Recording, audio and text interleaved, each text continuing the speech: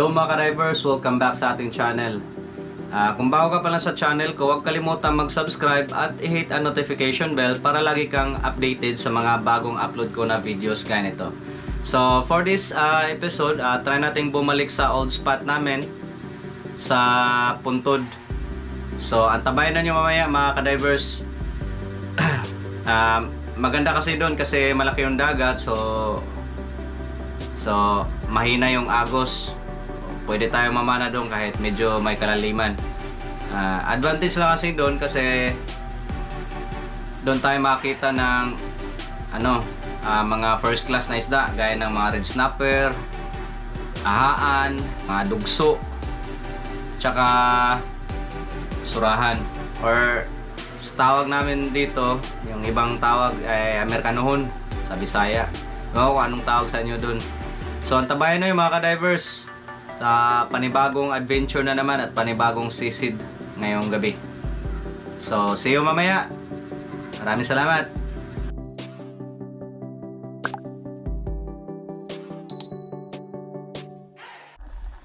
At ayan mga ka-divers, pagkababa ko pa lang may nakita na akong cuttlefish. Tamang pahinga lang para magda-dive na tayo. Nga pala, kinuha ko na to kasi good size na siya na cuttlefish. Nasa 600 grams na siya. And here we go. First cuttlefish of this night. Tamang tama na stone shot, so hindi na tayo nahirapan pag recover mga ka-divers.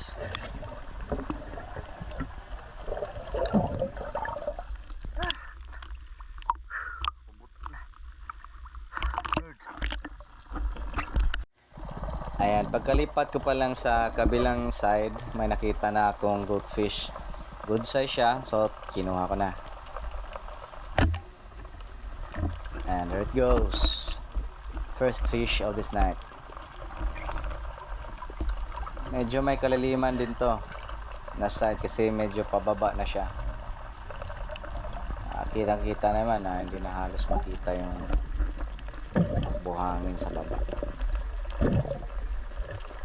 Thank you Lord for this blessings.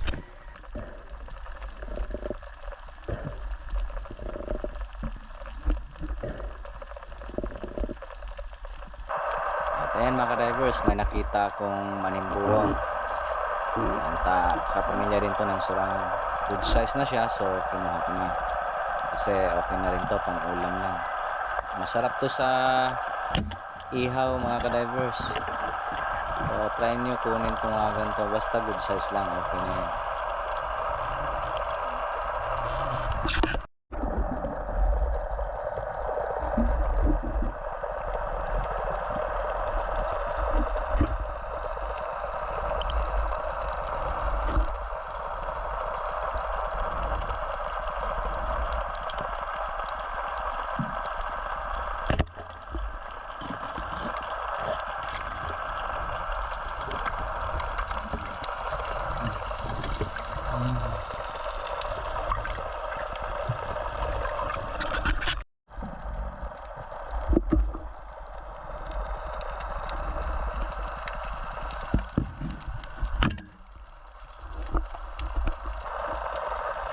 For this dive, sobrang dalang talaga ng isda, so naisa pa namin lumipat ng spot.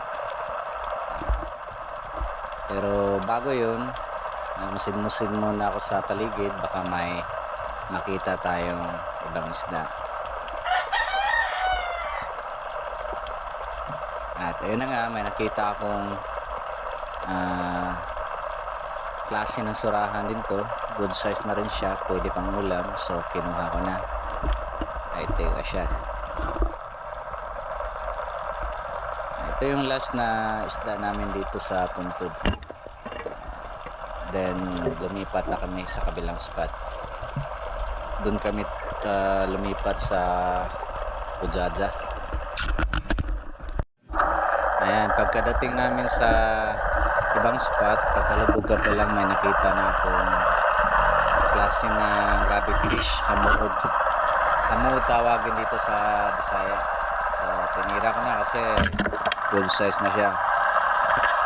Pwede na ito pang binta.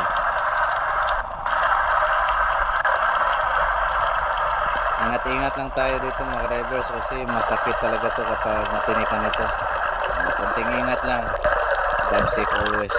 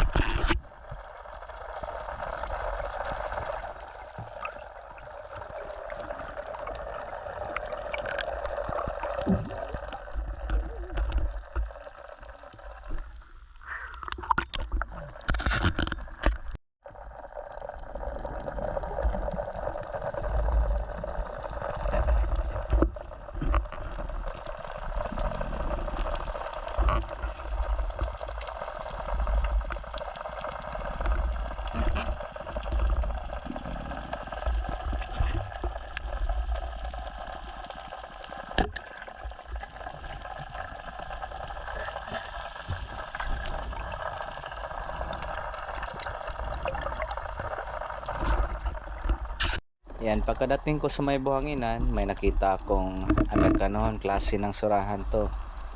Malaki siya, mga mahigit 1 kilo, so I take a shot. Kasi pwede na to pang binta. Masarap to sa ihaw mga drivers, try nyo hulihin to.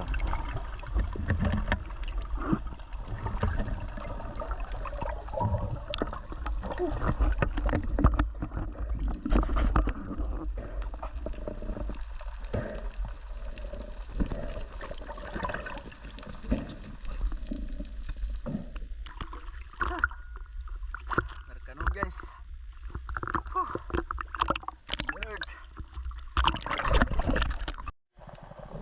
Yan, pagkalipat ko sa kabilang side, may nakita agad akong goldfish. So kinuha ko na kasi malaki na to, pwede na rin pang binta.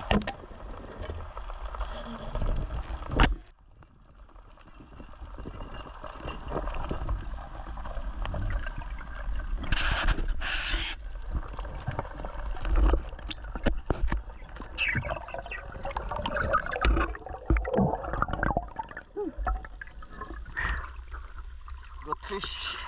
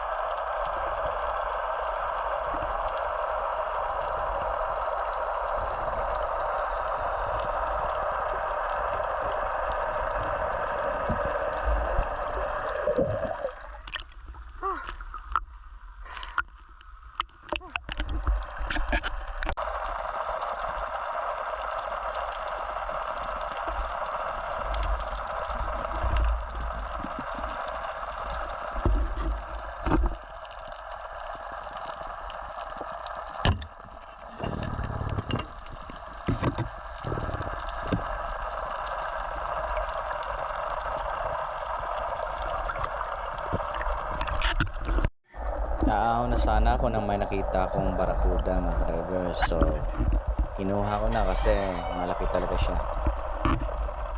And I took a shot from it. Sa pool naman, stone shot. So, di ako nahirapan nag-recover nito.